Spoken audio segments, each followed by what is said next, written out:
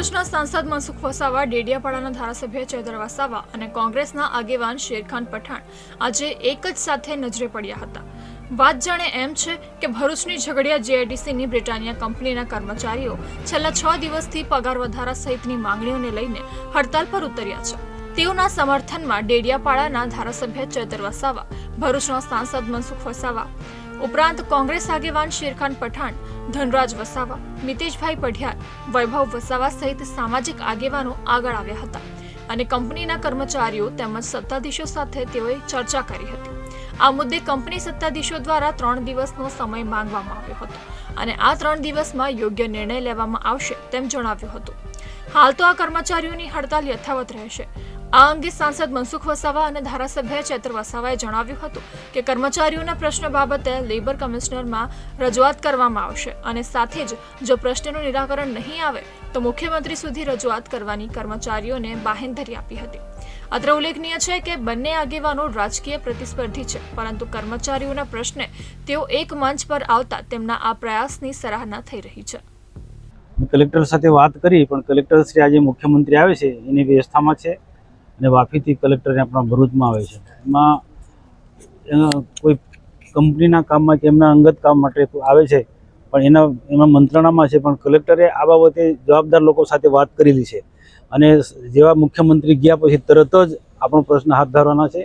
એટલે વાટાઘાટો કરશે, એમાં અમને પણ બોલાવશે અને અહીંના જે પ્રતિનિધિ મંડળ છે એમને પણ બોલાવશે અને હું પોતે પણ વ્યક્તિગત સ્વીકારું છું કે જે પ્રકારે અમને જે જાણ્યું એ પ્રકારે જે વેતન જે મળે છે 12,000 13,000 ને આ જૂના આટલા કર્મચારી 10-15 વર્ષના, એટલે ખરેખર બહુ ઓછું કહેવાય, એ વ્યાજબી નથી। તેને સરકારશ્રીના ધારાધોરણ મુજબનું જ આપને વેતન મળે એ રીતના હું ચોક્કસ સરકારમાં રજૂઆત કરીશ અને આના માટે તો હું ઘણા બધી જગ્યાએ રજૂઆત પણ કરી છું કે બધા કંપનીવાળા બધા ભેગા થાય। બ્રિટાનિયા કંપની એટલી જ ને, આ ભરૂચ જિલ્લામાં આવેલી બધી જ કંપનીના બધા લોકો એક ભેગા થાય, એક પ્રકારનું યુનિયન હોય કે દરેક કંપનીમાં સરકારના ધારાધોરણ મુજબ એમને વેતન મળે છે કે એમના જે સરકારના જે બીજા મળવાપાત્ર લાભો મળે છે કે નહીં, એ બધા માટે જે એક સંગઠિત ભરૂચ જિલ્લાના તમામ ફેક્ટરીમાં કે ઉદ્યોગોમાં કામ કરનારા લોકો સાથે એક ન્યાય થશે અને એના માટે આવનારા દિવસોમાં અમે બધા જ લોકો ભેગા થઈને કોઈ પણ પાર્ટી વચ્ચે લાવ્યા વગર, પાર્ટી પોલિટિક્સથી ઉપર ઉઠીને અને જિલ્લાના કામદારોના પ્રશ્નો ઉકેલાય, હકના અધિકાર માટે અમે ચોક્કસ બધા સરકારોમાં યોગ્ય જગ્યાએ રજૂઆત કરીશું। એમનું હેડક્વાર્ટર તો બેંગ્લોર છે, એમના હેડ નથી, પણ એમના અહીંના જે સંચાલકો છે એમની સાથે હમણાં અમે બેઠા ત્યારે હમણાં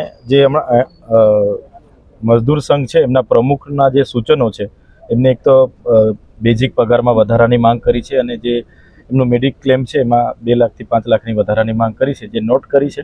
સાથે સાથે બીજા પણ નાના મોટા પ્રશ્નો છે એ પણ અમે ધ્યાન દોર્યું છે। ત્યારે એમણે કીધું છે કે અમને 3 દિવસનો સમય આપો અને અમે ઉપર એમણે 1-2 વાર વાત કરી એમના હેડ સાથે હમણાં મનસુખ સાહેબે કલેક્ટર શ્રીનું પણ ધ્યાન દોર્યું છે। સાથે શ્રમ અધિકારી જે નિયામક હોય છે એમને પણ કલેક્ટર શ્રી સૂચના આપશે તો મને લાગે છે કે આનું સુખદ નિરાકરણ આવશે। એક બાજુ કંપની છે, કંપનીના હિતોને પણ આપણે જોવાના છે અને એક બાજુ 311 વર્કરો છેલ્લા 6 દિવસથી હડતાલ પર છે, એટલે એમને પણ રોજગારી તો મળવી જ જોઈએ ને એમના પગારનો જે પ્રશ્ન છે એમનો હક છે। જેમ કે કંપની છેલ્લા 15 વર્ષથી અહીંયા કામ કરે છે, એ લોકોને આજે પણ 9,000 કે 10,000 પગાર બતાવે છે પગાર સ્લિપમાં। તો જે રીતના એક પ્લાન્ટમાંથી અહીંયા 5 પ્લાન્ટ થયા, તો આમની મહેનત થકી જ કંપની આજે આગળ આવી છે।